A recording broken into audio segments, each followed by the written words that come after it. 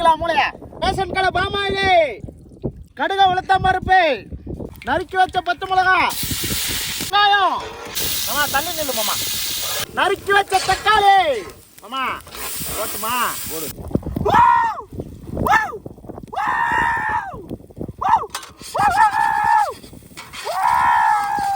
வெங்காயம் தக்காளி வதங்கிட்டு முட்டையை வச்சு ஊத்திக்கலாம் மாமா.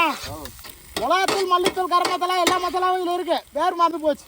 போட்டா மாமா மாமா. லைட்டா சால்ட் உப்பு ஆச்சு வச்ச மூளை மாமா. ஓடு மாமா. அதேதான் மூளை ரெடி ஆயிடுத்து மாமா. ரசத்தை ஊத்தி சரக்க வச்சு ஒரு சாத்து சாத்திரம்